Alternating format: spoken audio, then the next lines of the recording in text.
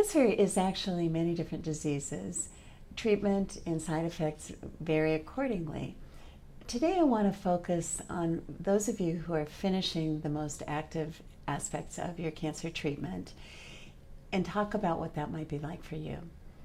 When you complete your treatment, you may have strong emotional reactions, including relief. You may enter a period of reevaluating your priorities. You may also decide to make lifestyle changes. It's also a time to adjust to what we call a new normal. You may have less contact with your healthcare providers, and for some people that creates some anxiety simply because there's less support available to you. There are 4 dimensions that generally are affected by the cancer experience. They include physical, psychological, social, and spiritual or existential dimensions. Let's go over them one by one. Physically, you may have lasting side effects as a result of radiation, surgery, chemotherapy, and you may also find that you experience fatigue, your stamina may be affected, and your sleep. Some people may have chronic pain.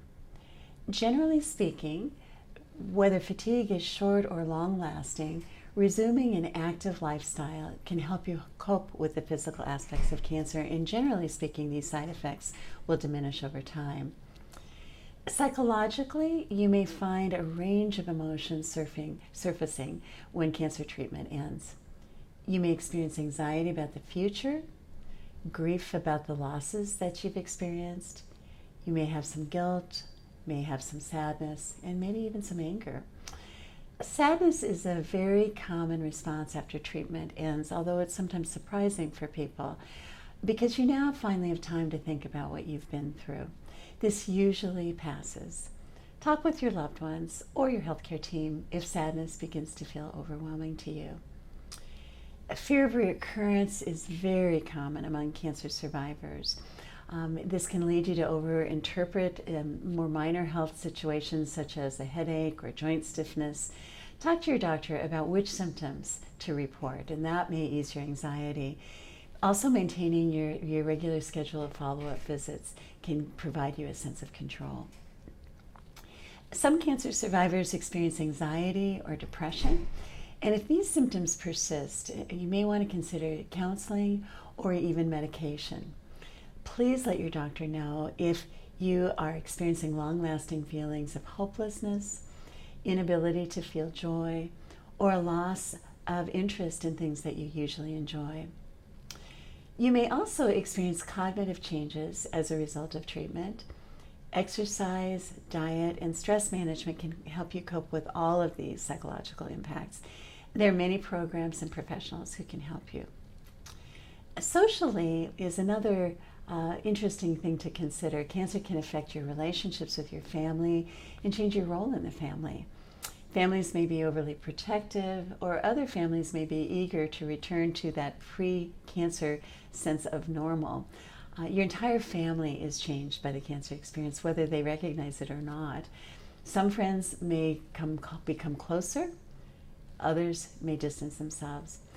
Open communication helps while adapting to life and the shifting relationships after cancer.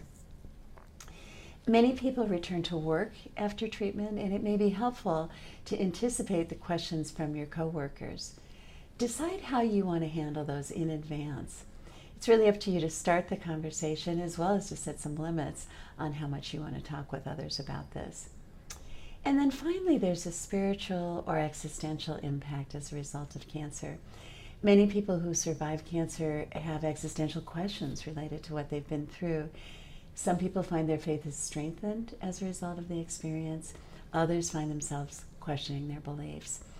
Speak with a faith leader or a mental health professional whom you trust. That can be really helpful in gaining perspective on what you've been through.